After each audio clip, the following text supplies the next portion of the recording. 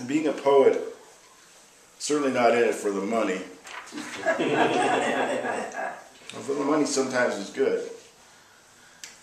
But, you know, you have to write from someplace in your heart. That's my opinion. And that's when I edit, I look for poetry that moves me. There's a pretty broad spectrum of poetry that will do that. So that's what I try to do when I write my poems, because not all my poems are like that. But, you know, as things happen in the world, things that move me, I write about them. And I don't usually like to write political poetry because I think one's politics is something that should be discussed between you and your bartender. You know, it's just something that I don't like to really talk about. For one thing, I'm a pretty big guy, so I'm a pretty obvious and easy target. Democracy. The Arab Spring, what fruit is born from bloody soil? Putin driving deep into Georgia, what does a tyrant know of freedom? The invasion of Iraq, suddenly it's time to unseat the butcher of Baghdad? Centuries of brutality in democracy's name, as if it is the name of the newest, baddest boy on the block, the fair-haired boy that everyone loves and wants to emulate. Mothers want his blessing, fathers swell with pride and hold parades in his honor, sons want to champion his causes, and daughters dream of his embrace. Democracy, the sanctity of the word, blinds us to abuses in its name. Democracy as a concept is not a desired ideal for most, even here in the USA. One man, one vote, too much mucking about, too much wasted time, too many opportunities missed, too much free thinking, a danger in these times of security alerts and terrorism. Who's watching the hen house? Who will protect the American way? Our misguided belief that God is on our side, that we can do no wrong as long as our actions serve democracy. Democracy is the most important word, a word beyond question, a sacred word, a word misunderstood because the word has been cheapened by sham and greed. This word means nothing, is nothing to our enemies, so we are told. Our godless enemies who value life less than we live for the day of victory over us, just as we vie for that same victory over them. We are locked in a struggle that will never end, all in the name of democracy. Our American democracy. It is a source of endless sadness.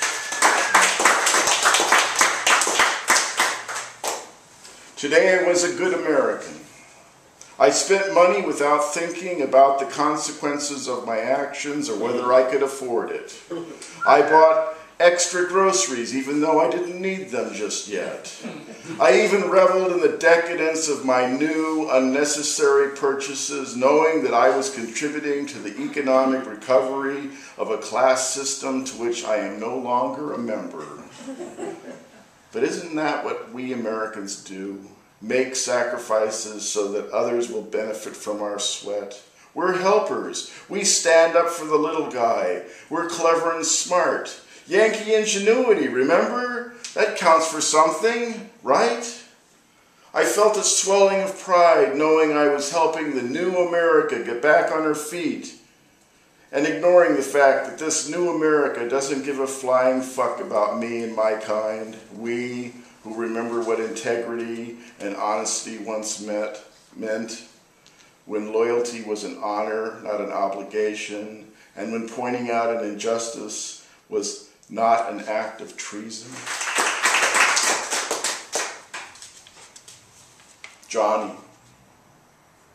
Johnny, 4 days in country, bawling in pain, AK-47 shrapnel ricocheting through his torso like a steel ball in a pachinko machine. Johnny in a war that he didn't understand. Johnny with his gun, ready to kick some gook ass, instead getting his ass kicked. Johnny, a regular at the VA now, keeps the bits of shrapnel they continue to remove in a jar with the lid screwed down tight. Sometimes at night, the shrapnel calls to him, pleading with him to finish the job that was started years ago in that ambush. Got himself a Saturday night special, just enough caliber to get the job done. He sucks on the muzzle, driving his girlfriend crazy.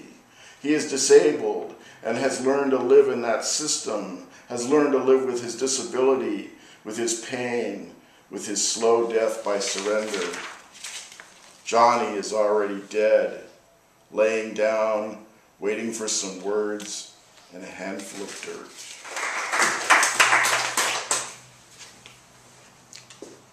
The Damning Tongues. This is actually, the title comes from a poem by a guy whose last name is Kennedy, but I can't think of his first name, who used to write for the Random Links newspaper in San Pedro. And the Damning Tongues are the white markers, the gravestones at the big cemetery up there by UCLA. The markers stretch as far as the eye can see, each one saluting a life spent in the name of freedom and its defense. Each year we are reminded of their sacrifice. For them we bring flowers, as solemn-faced men make speeches full of thanks and resolution that their ultimate sacrifice has not been in vain, and soldiers in snappy uniforms fire volley upon volley into the crisp American blue sky.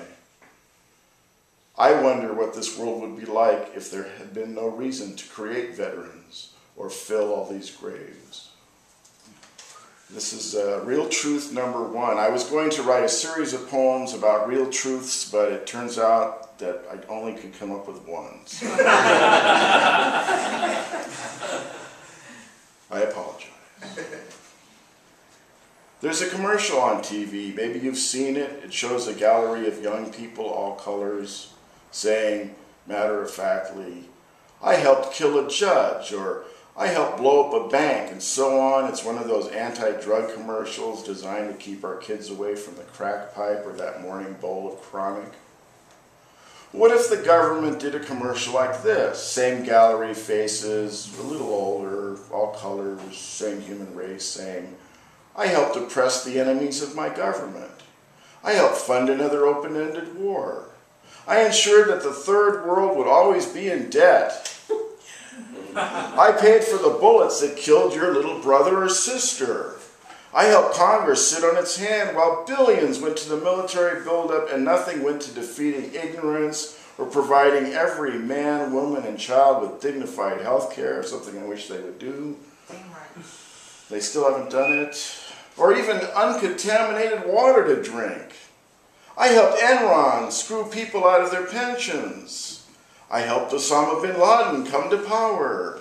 I killed Slavs, Hutus, Muslims, Native Americans, Rwandans, and anybody who got in the way of American foreign policy over the last 50 years.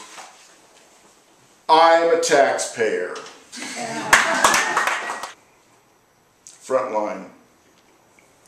The war that few expected, the war that wouldn't end, the lies, manipulations, the body counts, corruption and more lies, cynical abandonment, the soiled American promise, a second-rate power, another David against our Goliath.